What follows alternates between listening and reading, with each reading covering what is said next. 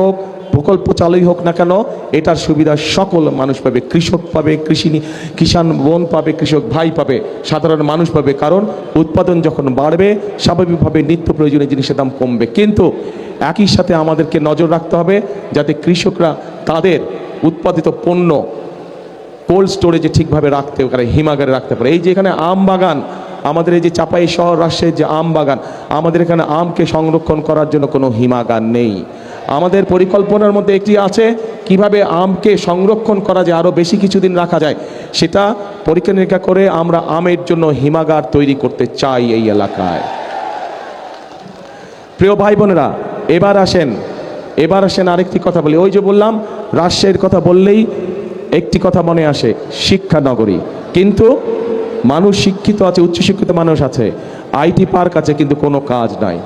আমরা এই আইটি পার্ককে সচল করতে চাই। আইটি পার্ককে সচল করার মাধ্যমে শিক্ষিত এবং উচ্চশিক্ষিত যে মানুষগুলো আছে, বিশেষ করে যারা আইটিতে কাজ করেন, তাদের আইটি সংক্রান্ত যেই কাজগুলো তাদের দরকার, এই মুহূর্তে আইটি সংক্রান্ত কাজ বলতে আমাদের যে মোবাইল ফোন কোম্পানিগুলো আছে, যেই কয়েকটা, শুধু ওই কয়টাতেই কাজ করা যায়। এর বাইরেও বহুত কাজ আছে যারা আইটিতে, আমাদের অনেক তরুণ আছে, অনেক যুবক আছে যারা এই কাজে পারদর্শী, কিন্তু তাদের কর্মসংস্থানের উপায় নাই। আমরা সেই উপায়টি তৈরি করতে চাই, আইটি পার্কের মধ্যে সেই উপায়টিকে তৈরি করতে চাই। একই সাথে আমরা এই বিভাগে ভোকেশনাল ইনস্টিটিউট তৈরি করতে চাই, যে ভোকেশনাল ইনস্টিটিউট তৈরি করার মাধ্যমে আমরা আমাদের ছেলেদেরকে, আমরা আমাদের মেয়ে বোনদেরকে ট্রেনিং দেব, এবং সেই বিভিন্ন ট্রেনিং দেওয়ার মাধ্যমে তাদেরকে আমরা দক্ষ শ্রমিক হিসাবে গড়ে তুলতে চাই, যাতে করে তারা দেশের ভিতরে নিজেদের ব্যবসা বাণিজ্য করতে পারে, অথবা সেই ট্রেনিং পাওয়ার পরে তারা বিদেশেও কর্মসংস্থানের ব্যবস্থা করতে পারে। প্রিয় ভাই বোনেরা, আমার সামনে এখানে কয়েক হাজার মা বোন উপস্থিত আছেন।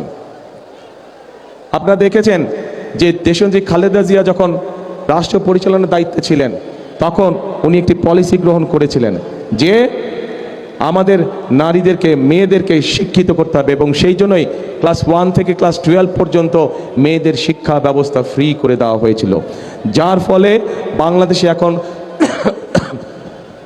মেয়েদের শিক্ষিতের হার যে কোনো সমাজে অনেক বেশি। কিন্তু শুধু শিক্ষা দিলেই চলবে না, শিক্ষার সাথে সাথে তাদেরকে স্বাবলম্বী করে তুলতে হবে, অর্থনৈতিকভাবে স্বাবলম্বী করে গড়ে তুলতে হবে।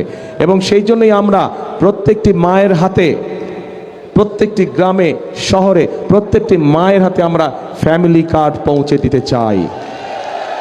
এই ফ্যামিলি কার্ড দল মত নির্বিশেষে প্রত্যেকটি